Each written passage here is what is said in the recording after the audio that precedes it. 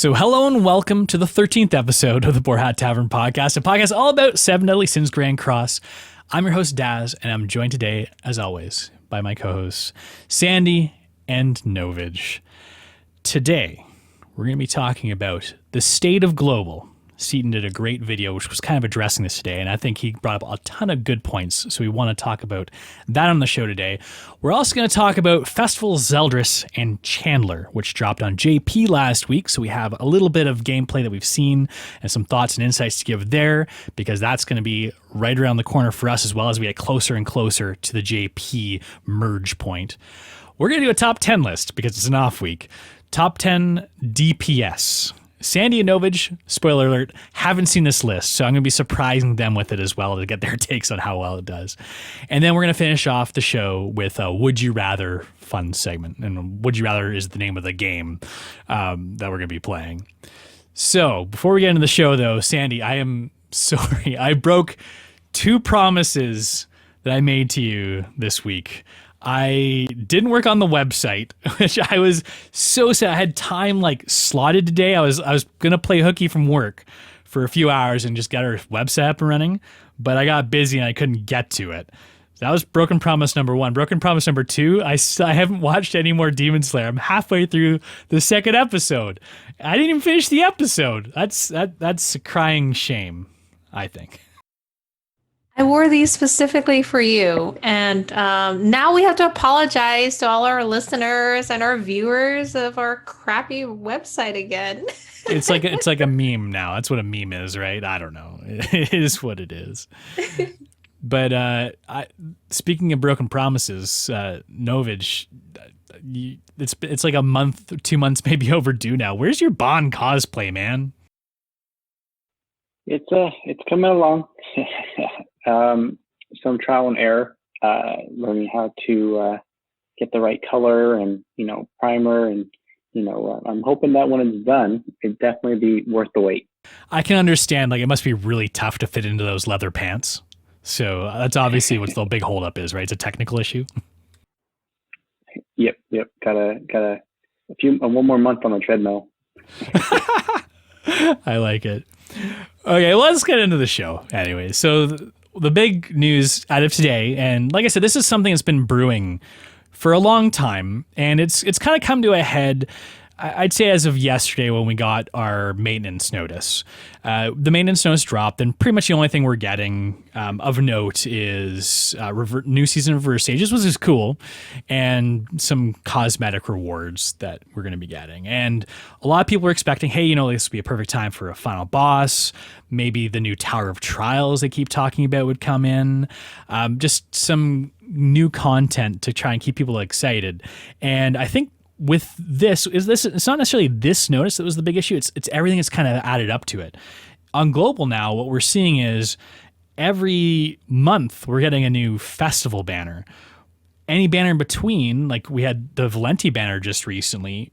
OC banners used to be 242 gems, was a rotation on a step up.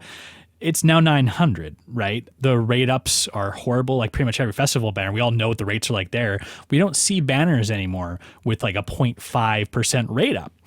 It's just getting really tough on people who spend on their wallets, on free-to-play players, on their gem reserves, because every month you have to go 900 if you want to get these crazy units, and it's hard to save up for each festival banner, which is something you used to be able to do.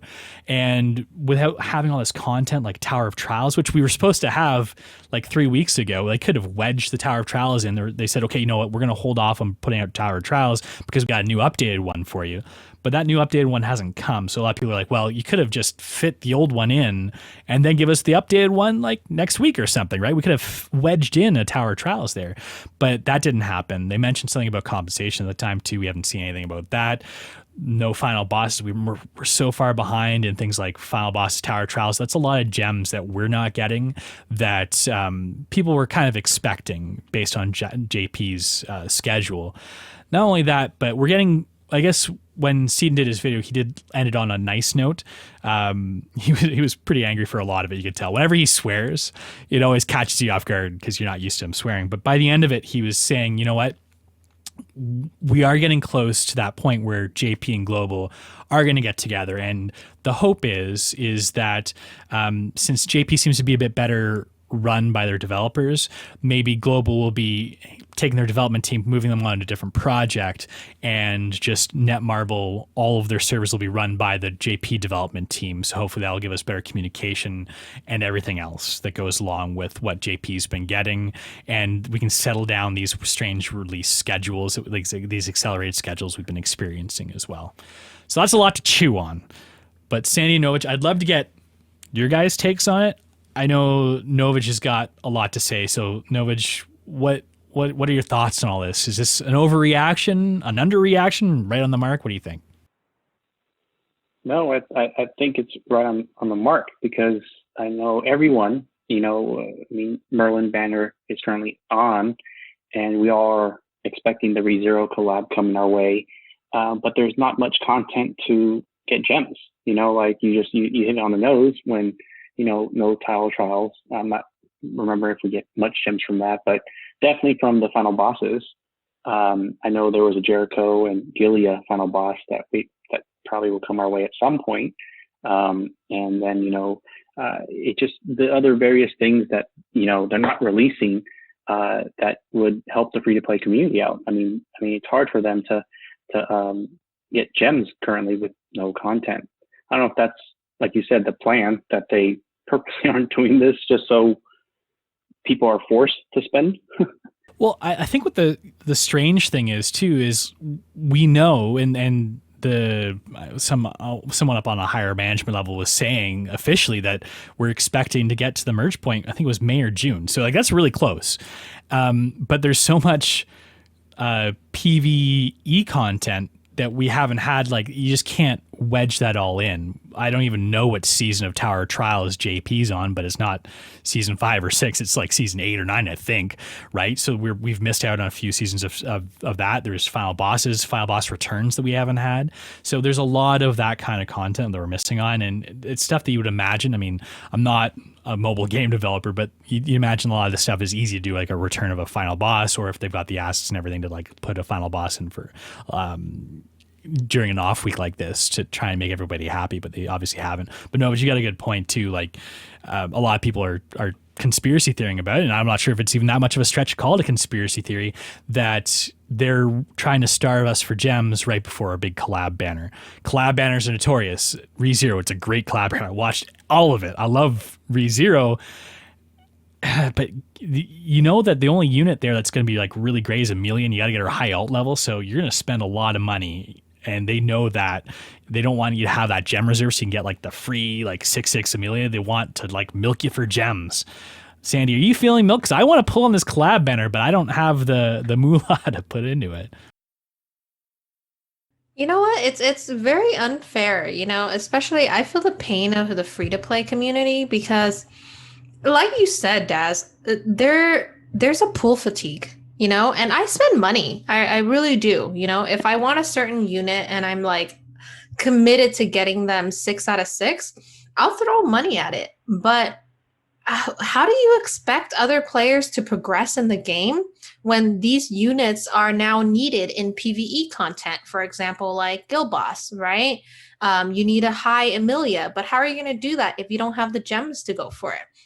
And to be honest, I pulled on the Merlin banner. I've went almost 2 rotations now, and I've only gotten her 3/6 because I got to the end. Every banner is just so strong, like you said, and half of them are like festival units. The rates are getting worse, and step ups are getting worse, and like festival units, I don't even feel they're special, like you said, right, Daz? It's just they're kind of subpar on their skill sets. And then it's kind of like, what are they doing for the game? And then they put these quote unquote air quotes for those listening, like collab units that are just like they're needed for certain content and for end players, like us, we want to get those. But then for free to play players, they're like, where are they? Where's the median? For that? And these banners, they don't feel like festival banners anymore. Like even the Merlin one didn't. It just feels like a banner with a strong unit with horrible rates. Like, and that's not the way it's supposed to feel. I remember Lost Vein Meliodas is coming out. Oh my gosh, look at this banner. It's amazing. The one Escanor, look at this banner. Like so many good units, you know? Like I got excited for those banners. Like, yeah, I do like Baby Merlin too, but it doesn't feel as special anymore now they've wedged in these Holy War festivals in between the regular festivals. Everything's a festival. Why don't they just call them banners? Because that's all they are now. Like it's just banner after banner.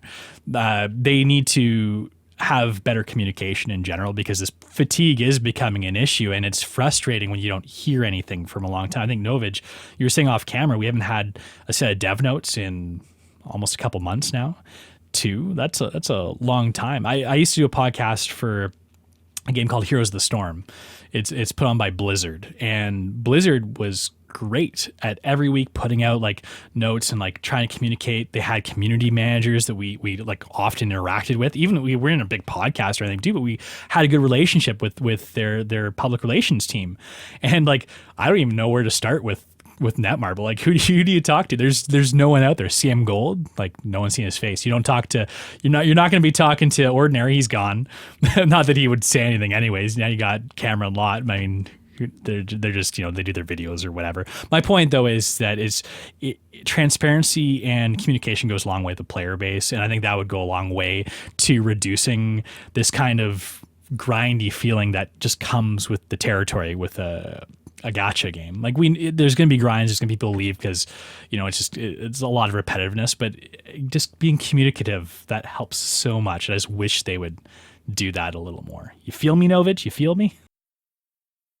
Yeah, no, definitely. I also am a little worried that, you know, as you were saying that Global's creeping up on JP and, you know, since there's May or June you were saying they're looking at, basically catching up if they decide to throw a bunch of content at the same time as the collab. I mean, I get home from work and it's like, okay, I got to do my dailies. Then I got to do whatever special festival things are going on. Then I'm like, okay, got it. Well, right now it's not so bad. Basically dailies are pretty quick. You run some demons and then the deathmatch Gloom, he's pretty quick. So it's like, it's not so bad. Then after all that, then I can concentrate on other little stuff, maybe a little knighthood boss here or, you know, work on some equipment. But sometimes there was a week that we had a bunch of content, which was great. But at the same time, I'm kind of hoping they don't just try to dump all this onto us because they're just trying to catch us up, because then you're just doing the collab missions. You're going to be doing Tower of Trials. Then you're going to have a final boss. And then you're going to throw in probably another death match or maybe a festival going on too. Who knows? But I mean, instead of spreading it out, like it would have been nice if this week we got like a final boss, because I mean, it's not so bad for what we're doing daily. This is a game. Like we take time, our precious free time, and we put it into this game, right? It shouldn't feel like a job. I mean, sometimes it feels almost like, you know, if you're spending money on it, it's like a utility bill or whatever, if you're a light spender or a whale. And that it just shouldn't feel like that. You should be able to find the fun in and out, and the content should be able to do that for you. And if you're missing out on the content, I think just naturally you're going to lose player base. And that's always sad when you hear that. You'd like to see a player base growing. I think the player base is healthy, but if they're not careful, you can lose that very loyal player base very quickly. But you guys got me all worked up. In brighter news, we do have some new units to kind of talk about. Usually this is kind of an off week, but luckily they had a festival banner. It was a week later than they expected, but on JP. And Festival Zeldris came out, and he came along with another new unit, Chandler, who a lot of people are saying is the real festival unit. It's an interesting banner. Usually when a festival banner comes, and this is a Holy War festival banner because there's a distinction apparently now, usually you get like a free unit, which is the side unit. Like we've got our Denzel just last week, but you typically get that free unit, but this one isn't a free unit that comes with the festival. You get Festival Zeldris and you get Chandler. Chandler isn't even guaranteed anywhere on the banner. You have to hope you get lucky and pull him with those horrible rates. And one of the problems is a lot of people are calling him the better unit on the banner. And in general, a little spoiler alert, we're going to be talking about this in a second, but I think it's generally a lackluster festival banner. And maybe this is part of what's causing all this kind of pent up discussions that everyone's been having over the past couple of days about pull fatigue and everything too. And just, the expensive money drain this game can become for many people. But I'm just going to quickly break down, not in like huge detail. We'll do that when they come out on global, but just kind of give people a feel what Zeldris and Chandler are like, what they're supposed to be used for. When we'll talk about some PvP teams that can be used in as well, and what we think about them. So we'll start with Zeldris because he's the festival unit here. So he's an alt controlling team buffing unit, and a lot of people thought he'd be a damage dealer, but he's not really. You can kind of tweak teams to make him a little bit stronger damage-wise, but don't expect a lot of damage out of Zeldris, even though he does have a damage card. He's got one of his things that he does in his kit. He's got an upgraded pumpkin bombs that we all know from Green Gother that depletes alt on the end of opponent's next turn, and it also does an alt seal too on silver, so it's kind of like an upgraded pumpkin bombs, which is really cool. It's a really great utility card. His passive is kind of neat too. It increases the strength of all allies based on the number of debuffs on the enemy. And he's also got a different commandment than the regular Zeldris too. His commandment decreases crit chance and crit damage of both allies and enemies based on skills used and such. The one neat thing is his passive actually works in the back line too. So if you've got a team that has a lot of debuffs out there, you can slot them in the back line, which a lot of people are actually doing to get that team buffing effect, which is kind of ironic because that's kind of what Red Zeldris is used for in the back line too. But as soon as everyone saw Zeldris, they're like, okay, perfect. We got the solution to make Assault Meliodas strong again. Novage, can we slot this festival Zeldris into an Assault Meliodas team and expect an upgrade? What do you think about that? You got a JP account. Yeah, no, I actually tried to pull for him. I had gems saved up just because I wanted to test on my own. Unfortunately, didn't pull him. Did pull an Assault Melee. So it got me thinking that maybe if I do a couple more missions or kind of work up on some, get all those gems that, the JP version gets on a weekly basis from their, PvE content.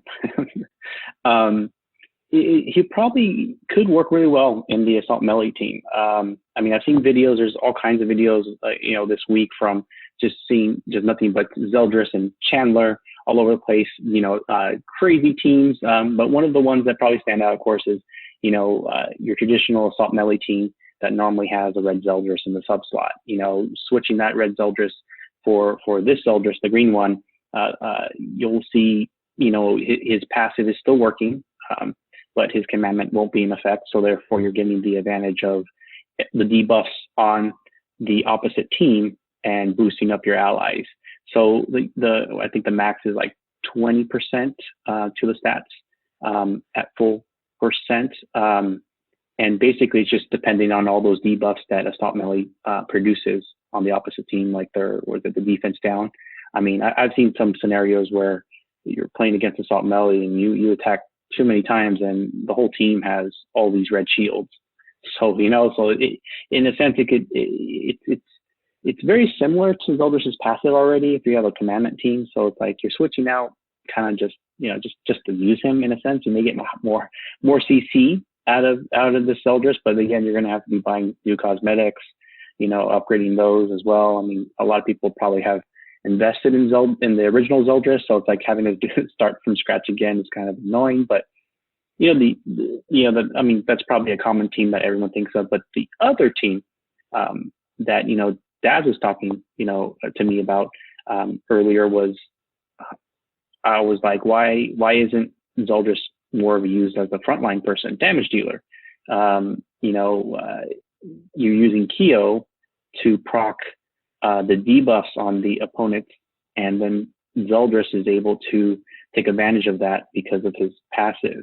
But then again, you're kind of playing both because you're going to lose your own crit chances and crit damage if you crit on the other team of any of your teams crit on them. So it's a tough team to try to pull off. But Daz, you kind of, I don't know if you saw that team or you just thought of it in your mind putting it together. What was the Yeah, the initial. I saw it, and I think it was Nag who put it together, Nagato, just because he was trying to like find a situation where he could get Zeldris to do damage, because people are hoping that he'd be a damage dealer, and the idea was, okay, if you get Kyo out there, he gets the automatic debuffs, so every turn you're going to have more and more debuffs there. On your first turn, you automatically start with 6 if you're in PvP, which is all like getting close to capping out his debuff there, his debuff passive there already. And then you'd slot a green Easton in with him, who has a very similar passive based on the number of debuffs. She gives crit chance and crit damage. So you can give Zeldris more crit damage, and he's got a cut card, which doesn't crit, but it gives damage, extra damage based on his crit damage value. So you can actually kind of hit hard there. But the problem with that team is you're like trying to focus so much on getting this one character damage, you're making it vulnerable in other places. Like if you don't go first, you're going to get wrecked. Like you've got no sort of defense or taunter or mitigation of any sort. They're all fairly like squishier characters too, so they'd be easier to kind of cut through. So I think it's more just like a meme team than anything. But yeah, the big thing that I saw with Zeldris is like if you use him in the back on a Assault Meliodas, you might as well use Red Zeldris. Red Zeldris, you don't need debuffs, right? It's based on the number of commandments. I might be wrong here. I think it's 6% per commandment, so that's in play. So you're already getting 18% for the people on the field. Plus, you might be getting even more for the people on the other side. So you might get more out of his passive than you do out of this new Festival Zeldris' passive. Maybe my monkey math's wrong there, but that's just my initial impression. Yeah, I guess maybe when he pops out of the subslot, there's different kind of utility there. But the Red Zeldris provides alt drain too, which is pretty much what the new Zeldris does. It's all in all, he's a good unit. He just seems a little lackluster, and I think that's kind of my general impression of Zeldris. I don't know, Sandy, is this going to stop you or change your pull plans at all after you see this banner and see how well Zeldris has been kind of functioning? I don't know, with the ReZero collab coming along, yeah, I do spend, but I'm kind of saving my gems for that. This might be a skip for me, but good segue to the new character Chandler. I might pull for him because he's like the daddy of Estarossa. Yeah, and why don't I go over what Chandler does? And like, unfortunately, when you get to 900 gems, you do a full rotation. You can't pick Chandler over Zeldris. Your choices are going to be, unless they change it, Zeldris or Assault Meliodas, which I mean are two good units, but if you're pulling on this banner, you got to cross those fingers. If you do a rotation or two, you might not even get one copy of Chandler, which would be a real bummer. Because Chandler, a lot of people do think is the actual stronger unit here. He's basically, like Sandy said, Estarossa 2.0, and we all know how much Sandy loves her Estarossa. He's a taunt counter unit. He's got the cutest little devil costume, which is one of the best cosmetics in the game. Basically, the way he works is he does a taunt counter with a strong single target counter attack. So you get attacked, and based on the amount of damage you take, you do a proportionate amount of that back, depending on the level of the card that you played to get the stance, plus a little extra on top. He does like an extra attack on top. So he hits hard, especially if you take a lot of damage. You can almost like one-shot the character that attacked you, especially if it's a gold. He also has a really cool other utility card, which amplifies his kits even more. He's got a card that restricts blue text on whatever the target he's attacking. So it's the same as the Mach 2 Valenti card. So you use it on Gother, he can't rank up. You use it on the one, he can't use flood damage, so you gimp him pretty hard. You can use it on Goddess Liz before she uses her ult and she doesn't get a reflect. Like, some of that stuff's just insane. Like, you can't get a secret technique bonus with Lost Fame Meliodas. It's the kind of thing that you can put on a character, and they don't even on the opponent, they don't even realize, unless they're like paying attention to it, they're losing out on those effects. Like, you watch content all the time and you see how many people try and rank up with Gother. The next turn they're like, oh, guess what, your rank up does absolutely nothing if you're under this effect. So that's a pretty cool utility card on a taunt unit. This is a really great support type character, and he's also got a really good passive that helps damage mitigation too. He decreases all stats of an enemy that uses a skill by 7%, and it's stackable. It's only for one turn, but it's also applied before they attack. So if someone attacks you, they're losing 7% it's all stats, so crit chance, crit damage, attack, right? And then that stays with them for a turn too, so they also lose defense, resistance, crit defense too. So you're also making them more vulnerable too. So if they attack you twice, they're making themselves even squishier, even weaker. It doesn't last for more than the turn, but still, it's the damage mitigation that you'd like to see out of a taunt unit. He's also got a pretty decent ultimate skill. It's an AoE charge ultimate, which if you get high ult level, which might be tough on, or expensive anyways on this banner unless you're really lucky, it can do some damage. And yeah, we've seen Chandler, Zeldris, Assault Meliodas, people are trying to make this Assault Meliodas team work with these new demons. But Sandy, I think we've seen some other teams crop up that might actually be the stronger comps to have Chandler. And you want to tell us about the one that's kind of cropping to the top here? Yeah, I mean, like Chandler, he's one of the strongest demons, right? Top 2, if you've seen the anime. Yeah. I won't do no spoilers. Anyways, so if you've got Tarmiel in your box and you pull a Chandler out of luck, like Dad said, because you can't really choose him, even if you go at the end. And then you've got the Festival Green Gother. Sorry for the free-to-play players, even though you guys have like Assault Meliodas and all those other characters. Then you want to have Estarossa, my boo, in the back, because Estarossa being in the back, his passive still gives the debuff immunity on stances, right? And Chandler, he has a stance card. So you're not going to be able to debuff him. And this strat, you're basically going for the ult for Tarmiel and a Chandler ult. You're going for straight AoE, okay? And it's just Green Gothers there just to buff your units. And I think it's a great team. What do you think, Daz? Yeah, well, it's got a lot of damage mitigation. Tarmiel, for those who don't know, he's got his little shieldy card. It's a stance as well, so he removes and self-cleanses if you've got Estarossa in the back, and it reduces damage. You got Chandler who's taunting, so he forces attacks coming to him. You're doing damage, chip damage back at them too, because if they attack you, you're getting attacked back. Tarmiel's got ult drain too, so you can control their ult. So it's basically a pseudo stall for ult team, and then Tarmiel and Chandler's ults. I think you can only really use this team if you have like decent ult levels on Tarmiel and Chandler. I don't know specifically what those ult levels should be, but as high as possible. But they both can hit really hard in an AoE style. So if you've got like a 6/6 Tarmiel, for instance, too, there's a good chance you might be one-shotting their whole team. Or if you've got Tarmiel and Chandler ult up together at the same time, good night, son. Like that's lights out. You've good GGs, right?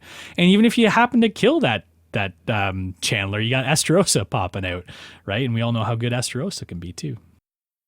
Yeah, and Chandler with his passive, right? Decreasing the stats of any enemy that uses a skill. You're just basically, yeah, it's good night. GG. Time to go night. That's good. Gimping their damage hard. And Chandler, he can lifesteal back a bit of the damage, and then Tarmiel has his grace, which helps him heal up. So there's a little bit of self-sustain there as well. And also Gother. You can use either Gother. They've got ult control too. It's a really well balanced team, and there's not a lot of counter to stance play with anyone in the meta, except for maybe like a gold Liz stun, I think might get rid of it. But yeah, so like, and then they're debuff immune, so I'm not even sure if that works. Who knows? I'm just kind of like talking out of my butt. But yeah, so it's anyways, there's not much counter to stances, so you're likely gonna do really well with this kind of team composition. You know what? I think that might conclude our talk. Oh, actually, no, we haven't asked Novage what he thinks about Chandler. We're not concluding anything until we get Novage's thoughts on here. Sandy, how dare you let me almost skip to the next section without me talking about Novage? Talking with this to Novage about. No, Chandler, you're right. Of the two, he seems just even on paper, probably a little bit more usable in different scenarios compared to the Festival Zeldris unit.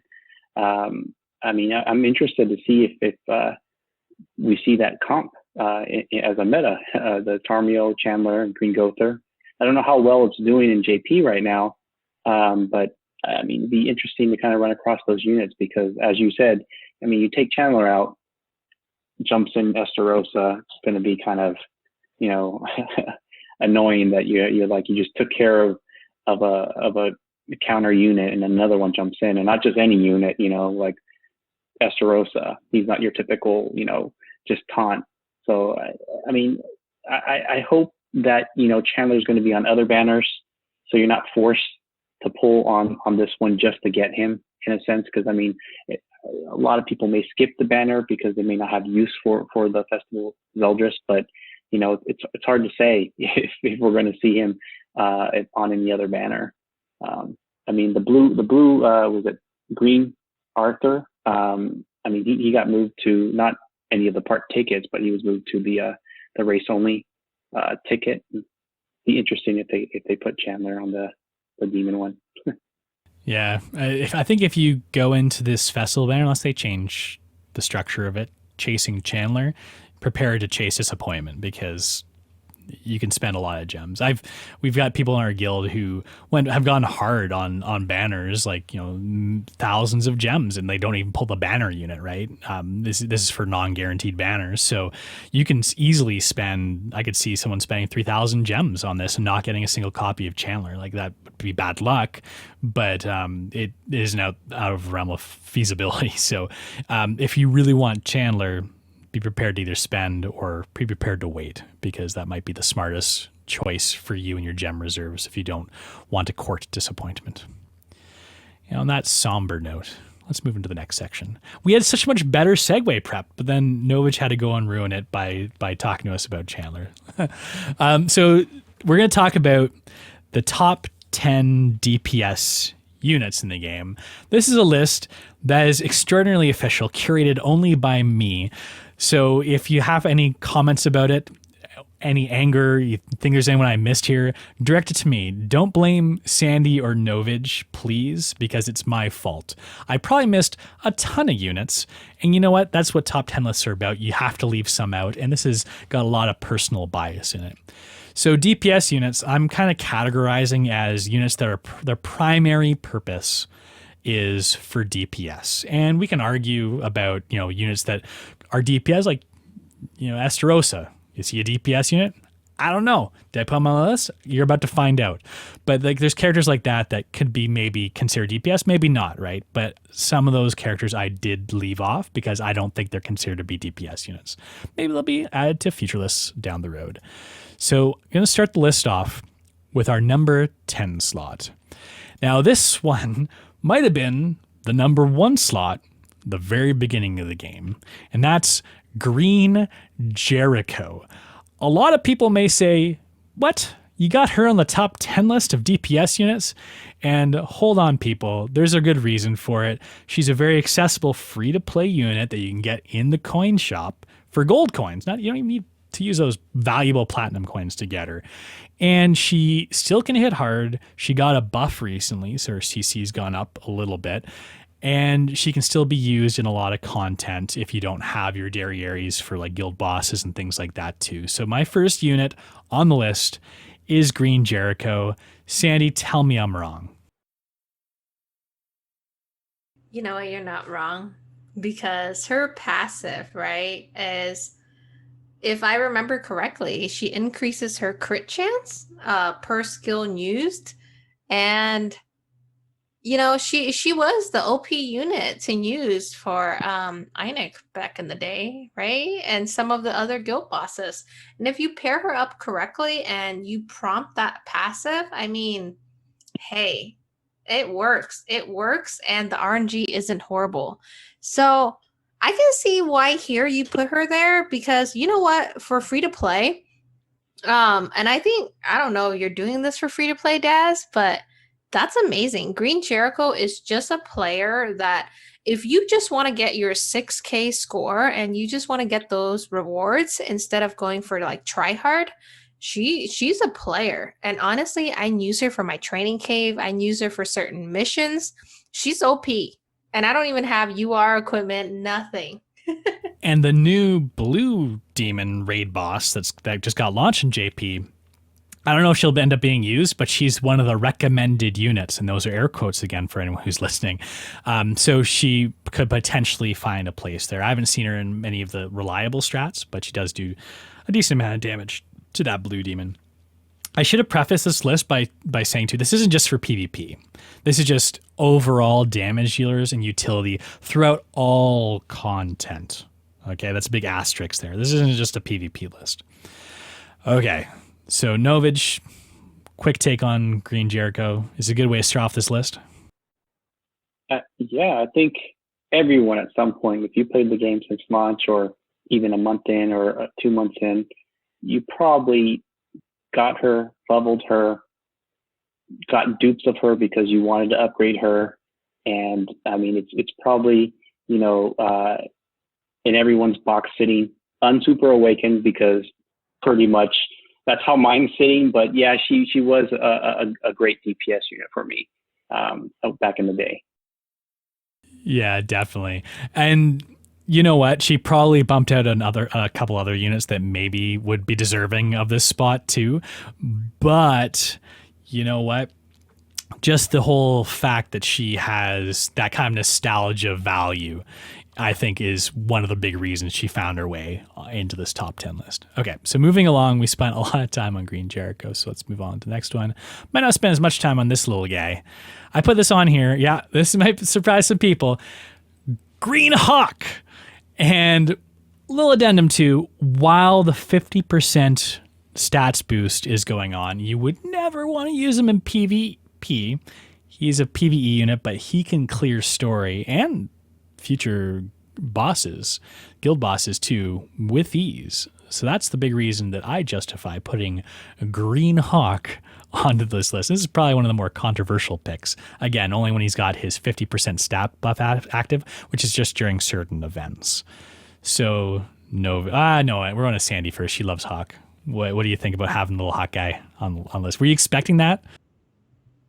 I was not expecting that because I'm Hawk, and I'm sure you guys run past me to check in at the Nighthead every time, and I'm just there, little old Hawk. But you know what? He's OP, man. Whenever he gets that 50% boost, and even if he doesn't, he still gets the 15% boost, right? Mm-hmm. And he can clear stories. And he was if I remember correctly, he was a free unit. Mm-hmm. So free to play. I feel like this is a free to play list. So far, 2 out of 10, Daz, you've done well. Spoiler alert. This is going to get very unfree to play friendly very quickly. Oh no. I haven't seen the list, so I'm sorry for you listeners. He's just revealing them one at a time, and I'm like, yeah, it's free to play. But you know what? I won't disappoint too much because the next one on the list is another green unit who is also somewhat free-to-play friendly, and that is Green Escanor. Mostly free-to-play friendly because has been on a lot of banners as a secondary unit. So if you've been pulling on banners for the past few months, even if you didn't have him before, you likely have him now. Green Escanor, he was the OP, would have been on the top of this list, maybe about a year ago when he came out. Now he's dropped down to number 8. But Novage, Green Escanor. Still see him every once in a while. You still see him in PvP sometimes too, with the one Escanor popping around because of type advantage. You think Green Escanor deserves a spot on this list?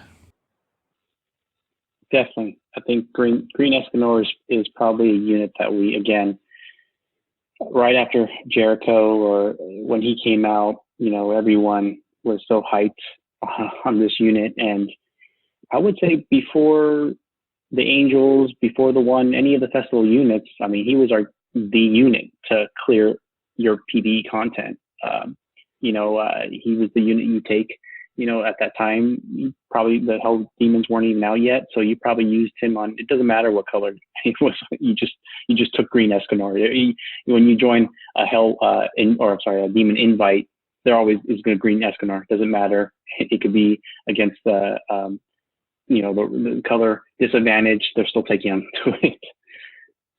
It's all about brute force, that Escanor. Yeah, he was used everywhere. He was definitely the strongest unit in the game for DPS for a very long time. Moving on to number 7. We've got another green unit. There's a lot of green units on this, by the way. Rugal. Rugal. I don't know how you pronounce it, but it doesn't matter how you pronounce it because this boy, he can clap on Pierce teams. He took over the crown from Blue Demon Meliodas as the go-to Pierce damage dealer. He is used in a lot of farming, a lot of content. He's good in content like Guild Wars as well. This might be a controversial pick, but with Pierce kind of going the way of the dodo more recently, but I felt he deserved a spot on this list. At number 7, Sandyy. Am I crazy? You guys gotta disagree with me sometimes too. That's definitely not free to play. I will tell you that. But he does deserve a place on this list because, for one, he is a collab unit. What was he from? KOF. Remind me. Was it Kingdom of Fighters. KOF. Yeah, Kingdom of Fighters. But he was OG. I mean, you gotta kill that guy like at least twice. He has that Pierce, works really well with the Blue Lilia, Blue Demon Meliodas team. You see him a lot in Guild Wars, and honestly, if you've got his ult there and you have all his cosmetics, man, does he do damage. And even if you try to kill the man, if you do get him below that 50% mark, he gets that 15% increase. And then you're just kind of screwed. So I kind of miss seeing him in PvP. He was pretty meta for a long time. But we still see him now in Guild Wars for those of you who can't participate in it yet. But yeah, he's a great unit, and I really hope that, the little voices in the walls or hearing through the grapevine that we might get the Kingdom of Fighter collab or the Slime collab back, because I'm still dying for some of the units like Athena or right, Daz? Yeah.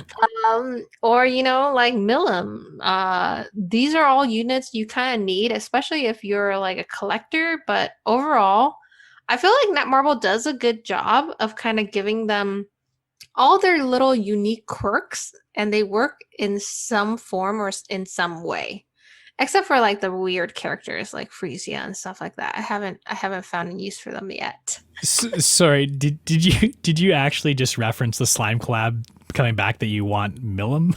I don't think I've ever heard anyone want Milim before. I could understand and be like, hey, I want my Kios, my Rugals, my Athenas, but Milim? Like who's next on your list? Benamara? Honestly, I can't even remember what she does. I used her a little bit in Training Cave, because she had co-destruction damage, and I think she seals ult, which was useful on one of them. But I haven't used her in a long time. But I don't see any reason why I'd ever want her as a unit to kind of go after. But hey, power to you if that's who you want. Okay, now those bottom 4. I think we're kind of like the slots that could have gone a lot of ways. But the top 6, I don't think anyone will be surprised with who I pick in the top 6. The only discussion here might be what order they're in. So we're going to go with slot 6. And 6 on the list is Lost Vein Meliodas. And oh man, a couple months back, this guy would be number 1 as well. I think that's kind of a common theme with a lot of these characters. They potentially would have been number 1 at one point or another. But Lost Vein Meliodas, he hits hard. That ult is second to none. He is self-rank ups are great, and he can rush ult like nobody's business because his single target cards, not only they rank themselves up, but he also could get extra ult orbs from them. Lost Vein Meliodas is the original meta shaker. Novage, number 6, is that too low for Lost Vein Meliodas on a DPS ranking list? I definitely, like you said, he probably would have been 1 a couple months ago. I still would think that he probably would have been a little bit higher than 6. I mean, he's used him so much still, and you still run across him in PvP. But I mean, the Tower of Trials. I mean, that's how I was able to get that HP title because of him self-ranking, his ult, ignoring pillar advantage. So I kind of would have hoped to see him a little bit higher on the list, but definitely deserves to be on the list. And like you said, from this point on, probably everyone's opinion would be a little bit different on where he goes. But I mean, I'm hoping that we're going to see some other amazing units for the remaining 5 to beat out Lost Vein. Well, I won't disappoint you with number 5 is Assault Meliodas. Now, he's another strong DPS unit who, on my list anyways, has supplanted Lost Vein as the DPS unit of choice. Now, Sandy, we know you've got a big Assault Meliodas. I know you also haven't figured out all the ins and outs of using him yet, but do you think number 5 is the right spot for him? Like, should he be edging out Lost Vein?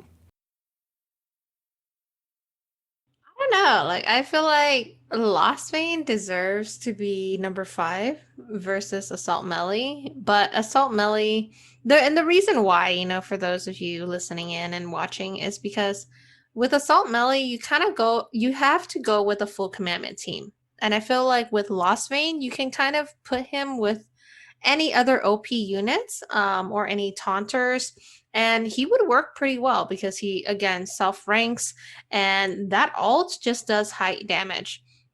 But at the same time, I do have Assault Melee 6/6, so I can't complain.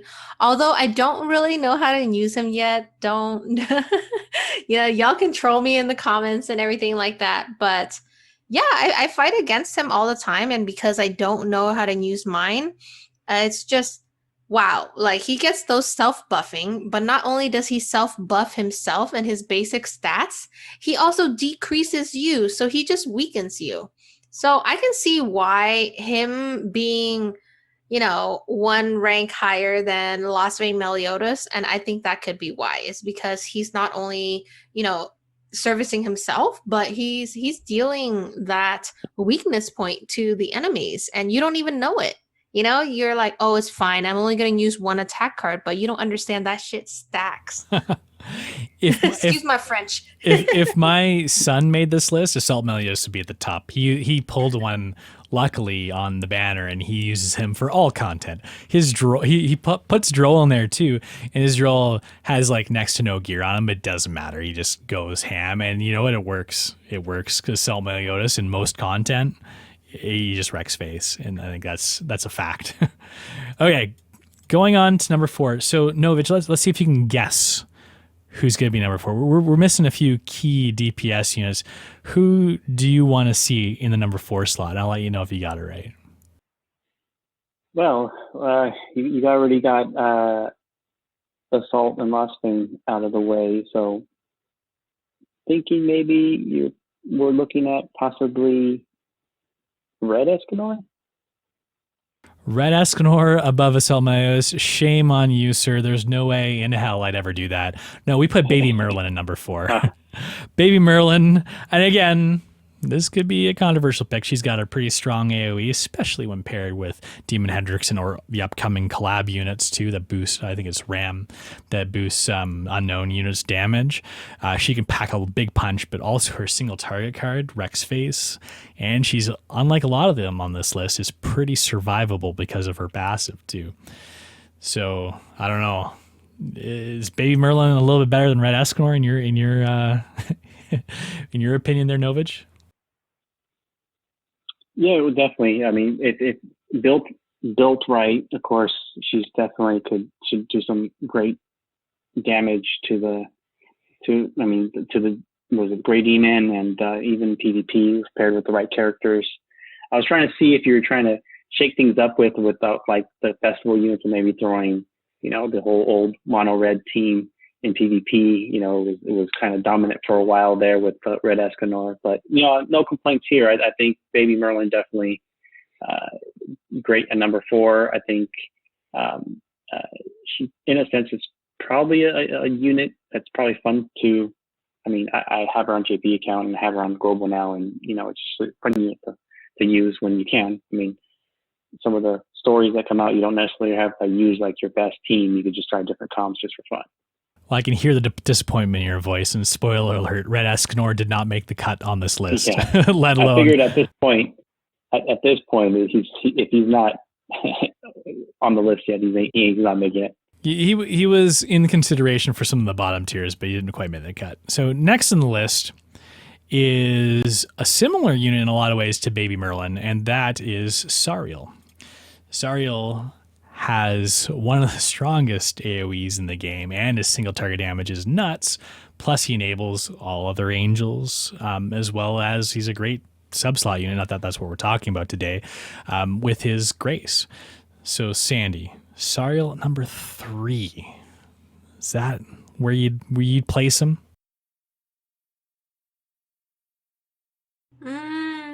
I guess between him and Baby Merlin, Sariel's been around a little bit longer. He's more accessible in certain banners, right? So I would put him there. He is honestly, if you use him in any type of PvE content, you're just gonna skim by it. It's seamless, honestly. And yeah, his passive, his grace, like even if you don't use him on the field and you just use him as an association, whoa. You know, like you can use him for any guild boss. Like if you want them to do the max crit damage, all of those things. Like I think he deserves number 3. You know, I don't know if he, Baby Merlin's a little bit too new for me to assess. But Sariel, yeah, especially now that it's more free to play friendly, because I know in a lot of free to play community, I'm like, you got a Sariel?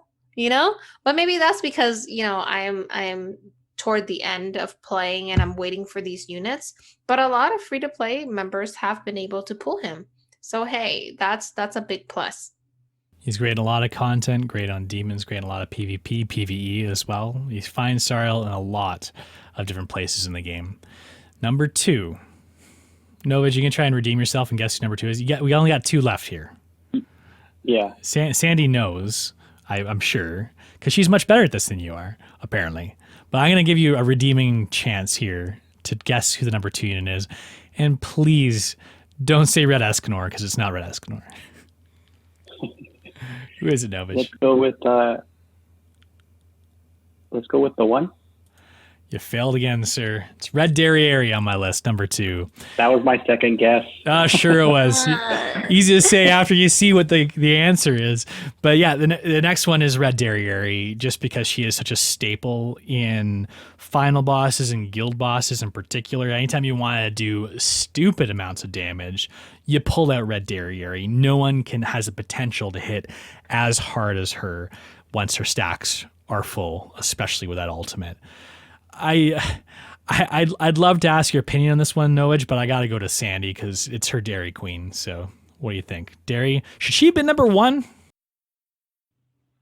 Yeah, she should be number 1 just because she's just used in so much content. She's just the queen. But rightfully, she can be number 2. That's perfectly fine because with the new guild boss, she might not be as useful as we would want her. But you know what? We're going to find a way. Someone's going to find a way. But I just feel like the way that her stacks are in PvE, like honestly, if you take her to, like death matches or demons, or if you're clearing a certain stage, you're not really able to reap all of the rewards that her stacks really adds up to.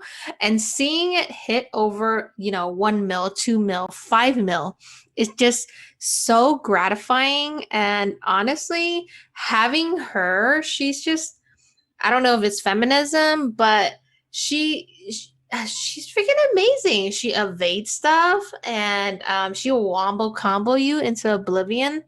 I just feel like her stacks in itself, if there is no cap on her, and luckily they put a 10 stack cap, but if you pair her with like Helbram or other like Easton, even with what's her name, Alate, you're just adding on top of all of her like passive stacks. Like she can't be stopped. I love that woman. The queen of overkill is Red Yes. Derriere. Final one on the list, probably not too much surprise at this point. We've got the 1. And the 1, he can hit hard with his bronze cards, for God's sakes. Like, he just does damage. That's pretty much his sole purpose in life, is hitting hard and hitting fast. Novage, Any surprise here? We got the one on the top. He clears pretty much all content really easily. Yeah, no, not surprised. I thought he was going to be 2, and I thought you were going to try to shake up a little bit of the viewers and kind of get them up in arms by putting Gary at number 1. But I mean, the whole list from 6 to 1, I'm sure anyone would probably put them in any different order. But I mean, top 6 are pretty much, I think, the units that would be considered top DPS units for sure. The one, I mean, now he's just like the unit I throw sometimes when I don't have time. And you're right, he just bulldozers through like some of the missions or whatever you need to do. Just, it's like some of the like those you got to do. You can only do like 3 a day, and you get like the stones from doing them. And if you finish all the missions, you get like 2 gems. Like those, like put on auto, have the one on there, and some other units just to support him, and he'll clear it by himself without really much paying attention to it. Yeah, you don't have to think it through with the Escanor. You just tap those cards and he does his job. So that's the top 10 list. If you agree, disagree, whatever, if I'm missing some units, which I'm sure I am, tell us in the comments. We'll comment on them, and maybe there'll be the featured comment for next week. And we do have a featured comment for this week. Segue. Sandy, you want to tell us who got the featured comment and what it is? Yes. So just for you guys listening in, every week we try to do a feature comment wherever you guys leave the comment for us, whether that be on YouTube, on Discord, on Google Podcasts, Apple Podcasts, Stitcher, wherever you guys find us, we will one day find your comment. And this week, we're going to give a big shout out to James, and this is coming from YouTube. So shout out to our YouTube watchers. And James here says, the talk of Baby Merlin gear got me thinking. Do you guys think a team with Baby Merlin with UR attack lifesteal could actually work with Beatrice to keep that annoying heal stall going? Whoa. Regardless, I found the show recently and it's been very informative as a new player. Keep it up. Hey, James, we see you. Thank you so much. And we wish you the best luck in the game. But hey, what is he talking about, Das? You are attack lifesteal, working with Beatrice.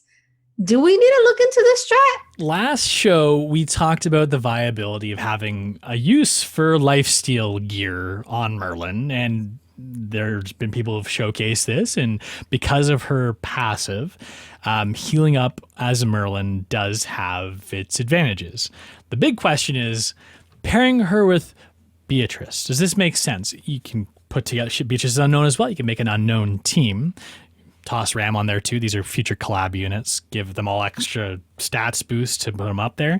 My initial thoughts, sorry James, I don't think this is necessarily the comp that you've been looking for. This isn't the comp you've been looking for. Beatrice, for those who don't know, she works on a lifesteal kit where she has lifesteal on pretty much everything she does, and her passive heals up other unknown units for 60% of the lifesteal she gets herself, which can be significant. The problem with Beatrice, and one of the reasons that she's considered to be like not the greatest unit, is her heal is somewhat unreliable. Again, it can be strong, but you have to do damage. So her AoE one is the one that Blue Zeldris has, where if you crit, you get like a heal, but it's an AoE card, so you're kind of relying on it first off at critting, but also having a lot of targets to hit to increase the chance of getting that heal. I don't think it's necessarily the greatest way to go about like having an annoying Healy Merlin comp. I think the best way to do that is just put in a strong healer with her and maybe a taunt unit to protect your Merlin as well. Because realistically, if you just have a strong healer, you can probably out heal whatever Beatrice is going to be doing, Beatrice is doing. But you'll probably heal more, and you just have to tap the heal card. You know it's going to heal, as opposed to like a lifesteal based healing mechanic, which I don't think necessarily will be super reliable. So sorry, James, but you know what? I like it. I like the way you're thinking, bud. Anytime you hear these crazy comps and comp ideas, like it gets the juices flowing, and that's one of the most important things about any of these discussions. Speaking of fun, let's move into the game segment for today, and we're going to do a Would You Rather. So I'm going to come up, I'm not going to come up with these on the spot. I've already pre-planned them, thankfully. 5 questions. I'm going to pass to Sandyy and Novage. And the way Would You Rather works is you get an option, would you rather A or B, you choose one, and then you explain why. It's a pretty simple game. You probably played it when you were a kid, and if not, you know what, maybe you're missing a little bit in your childhood, but we're going to help you relive that childhood or give you that childhood experience fresh and new right now with a fresh game of Would You Rather. So feel free to play along with us as we go. We'll start with Sandyy. Sandyy, this might be appropriate more for Sandyy than Novage. Would you rather be stuck in a broken elevator with Bon or Meliodas? Shirtless? Whatever way you want them. That's up to you. You can interpret that as crazy as you'd like. You know what? Are we talking about purgatory Bon or just undead Bon? What are we talking about? You can choose whatever kind of. You're reading far too into this. You can interpret it however you want. See, that's the part of the great thing about this game. These questions are open ended. You know what? I would go with Meliodas, believe it or not, just because Bon is just too faithful to Elaine, and he's not going to give me the time of day. But you know what, Meliodas, if I'm just wearing a skirt or something, it's a broken elevator. We got time. Sorry for any listeners who are under 18. Or 21. I don't know. It's funny. When I crafted this question, I wasn't thinking like anything sexual at all. It was like, who'd I rather hang out with for like an hour in an elevator, Bon or Meliodas? But Sandyy, you took it there. Novage, I'm assuming that you might take this in a different direction, maybe not with the answer, but within for the reason that you'd like to hang out with them. And I'm sure it doesn't have anything to do with skirts. But how about that? Bon or Meliodas? Which one would you rather spend some time in an elevator? So hard to follow that. Thinking it. Bond's very selective, I think, who he interacts with. I think from, his just character design, I think Meliodas is more carefree and probably open to just conversation, being stuck in an elevator and just nonchalant about it and no worries, he got all the time in the world. So does Bond. So either one is going to outlive you depending on how long you're in the elevator. So I'll probably go with Meliodas. It'd probably be, fun conversation, just kind of keep the mood up. Well, I think you might enjoy your time there, but I think Sandyy might enjoy her time a little bit more than you. Okay, let's move on to the next one. Sandyy, that was a great answer, by the way. Who would you rather haunt your dreams? Zeldris or Derriere? Novage, who would you rather haunt your dreams? Zeldris or Derriere? Prefer not to have either one of them haunt my dreams. It's kind of like you're damned if you do, you're damned if you don't kind of thing. Like either way, it's not really that great. But I guess the scarier the better because you wake up faster. I'm not sure, so I'd probably go with Zeldris because I feel that he'd be a lot more, in a sense, just creepier. Haunting my dreams, I guess. How about you, Sandyy? Which one would you rather have being the source of your nightmares? Zeldris or Derriere? I would say Dairy Queen, just because I've been doing this INIC, and she hasn't been critting for me. So you know what? She is in my nightmares. I don't like it. It's reality for you. This isn't a would you rather. It's what's happening right now. Exactly. All right, let's go on to the next one. Would you rather be the king or queen of the giants race or the fairy race? So, because maybe I should say, would you rather be the monarch of the giants race or of the fairy race? Sandyy, which one would you rather be the king or I guess queen of? Well, I gotta stick with my girls, and Matrona and Deanne. They're OP. Like, I feel like we haven't really brushed the surface of what they could do. And I mean, we've tried like the Giants team and things like that for like Guild Boss, but I just really like it. I think they're so cute because it's like they're big, they're powerful. I think it empowers women, And then at the same time, they're small and nimble and little petite, what you want them to be. So I would say I would say the giants. I think You'd like to I be think it's queen good. of the giants, Sandy. Yeah. And how about you, Nova? Would you want to be the king of the giants, or would you be the king of the fairies?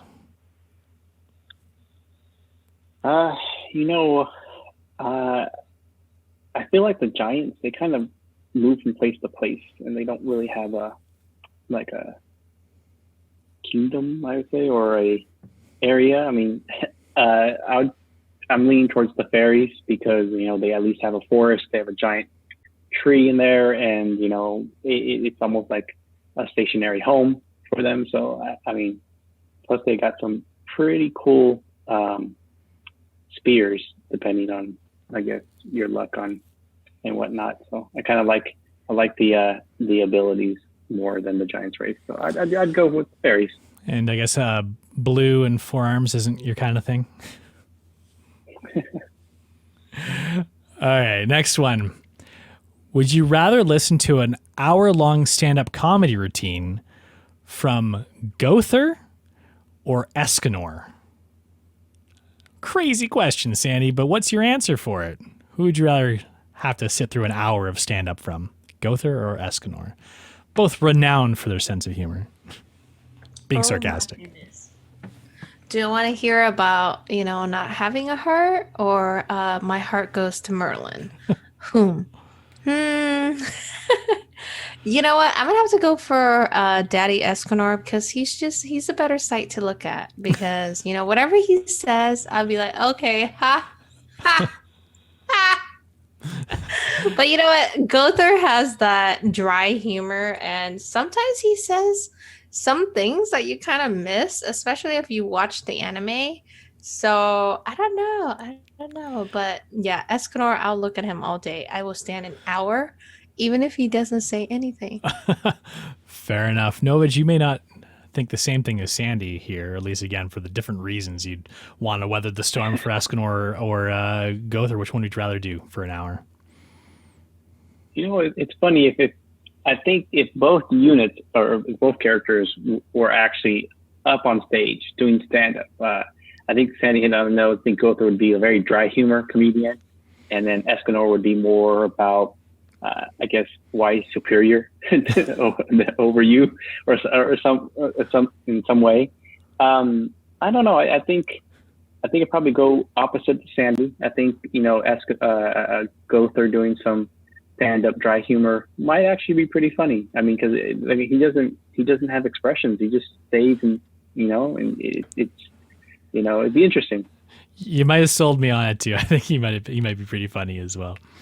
Okay, so for the final question, who would you rather have as an older sister? This goes to Novage first.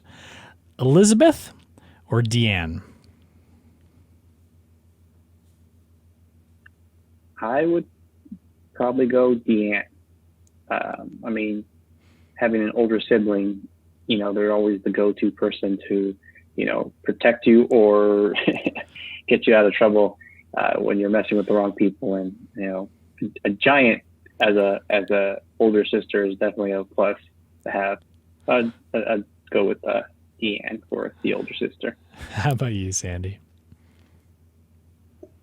So I missed the question. Is it just a sibling or an older sibling? Who would you rather have as an older sibling?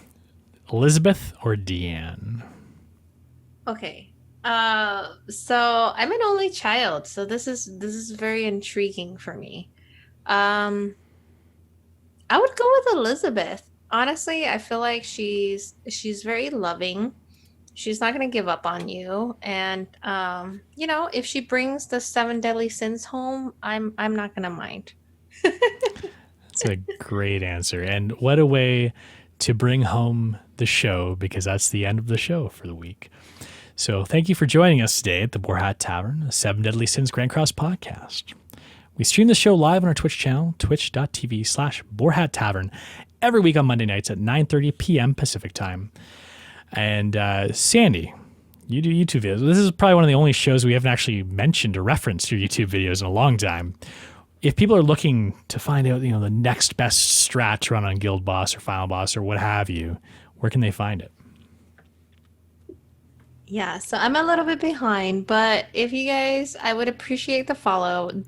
www.youtube.com/Sandy with a double Y 7DS. Please subscribe and like the channel. You won't be disappointed. If you'd like to get in touch with us, you can email us anytime at podcast@boarhattavern.com or follow us on Instagram or Twitter at Boar Hat Tavern. All three of us were members of the Global Guild Denied, part of the Scoundrels Alliance. If you'd like to join our ranks, reach out to us. You can reach out to us on Instagram, Twitter, send us an email, whatever, put in the comments. We'll reach out to you and get you into our guilds. You can subscribe to our podcast on Apple Podcasts, Google Podcasts, Stitcher, or wherever you happen to find your podcasts online. You can also find our shows on the website, which I have been sorely neglecting over the past week, and I want to promise that I'll fix it this week, but you know how those promises go, at boarhattavern.com. I apologize in advance for the state of that website. But we'd also like to thank Madeline Marois for crafting our killer logo, Streetwise Rhapsody from YouTube for composing our awesome cover of the Grand Cost theme song that we use for our intro, and Andre Bobe from ArtStation for letting us use his outstanding 3D renders of the Boar Hat Tavern for our pre-live and post-video splash screens. You can find all of their work in the websites in the description, wherever you're watching or listening to this. Everybody, thanks for listening. Have a great week. Bye.